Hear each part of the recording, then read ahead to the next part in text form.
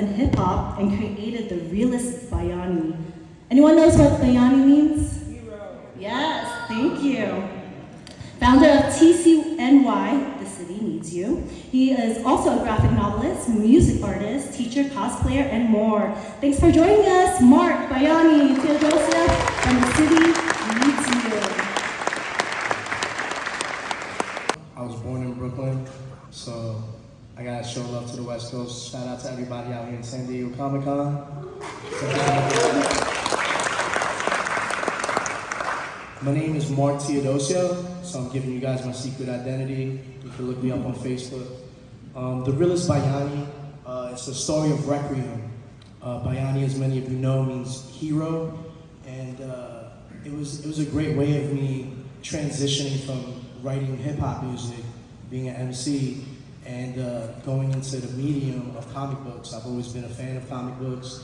It's a natural combination between hip-hop and comic books.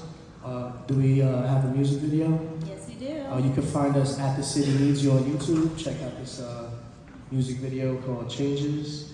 Changes, evolving my changes.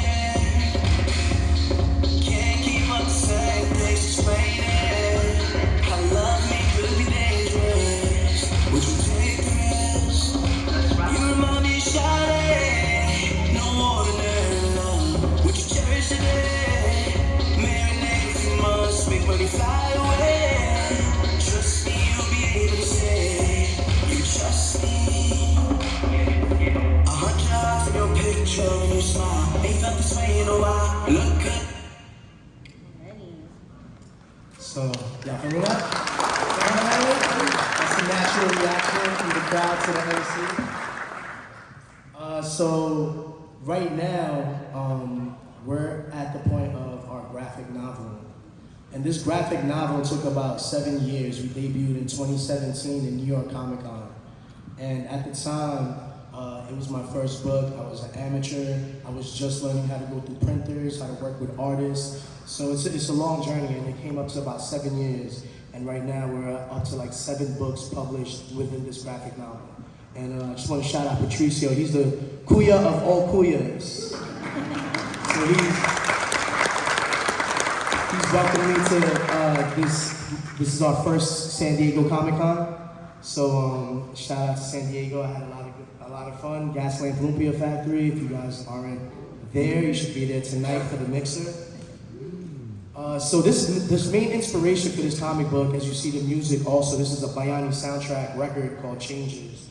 It was a way for me alchemizing and resurrecting my late cousin Marlon Ramos. So I gave him the name, I gave the protagonist the name of my cousin Marlon Ramos. So rest in peace to my cuz right now, my Binsan. And it was a way of me alchemizing this pain. And I realized while creating it on this journey that like a Bayani Han effect happened.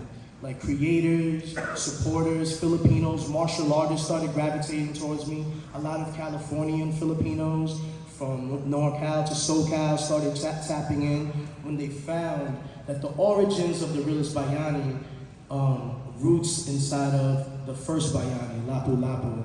Me being a Filipino American, I was able to dive into the history of our ancestors. And I find that to be a super common thread amongst all of us, is that we're really tapping in and we're bringing strength and empowerment to the identity of who we are as Filipinos across all of the islands. And so part of my goal was to channel this inspirational fictional universe where I'm actually resurrecting multiple people.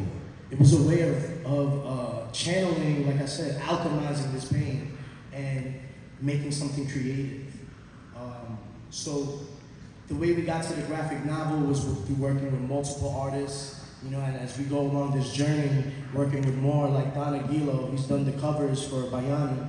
I found him just online looking up like Filipino artists. And he ended up being from San Fran, and he was working with Todd McFarlane on Spawn covers, and I wanted to really elevate the quality, you know, of what I was bringing to the table. Like, although it's like a 7-year journey, I'm still, you know, I've learned to level up each year. From even last year, we were averaging about 1 book per year, and then it ended up last year where everything converged into 4 issues dropping.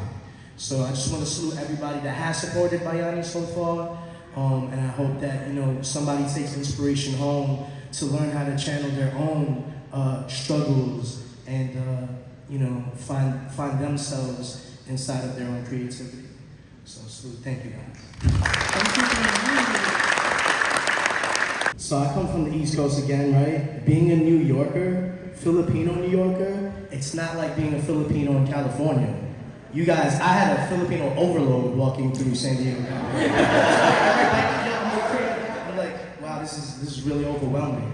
So it's just really amazing because in shattering boundaries, like in me creating Bayani, it put me in classrooms. I was able to talk to kids and really teach them to champion their culture.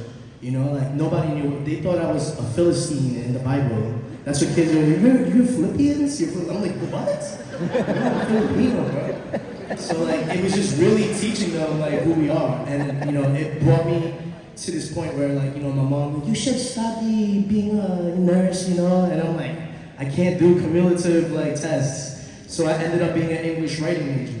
And so what I'm trying to tell everyone like through shattering this boundary is listening to that inner voice. Whether it's your ancestor, whether it's somebody close to you, some angel. I always equate ancestors to angels, That's just a westernized version of who we are really following and being answering to. So just answering that voice and teaching the kids to like champion their culture, know who you are, and you'll be able to define that without having to fight. It's teaching versus fighting, for your name.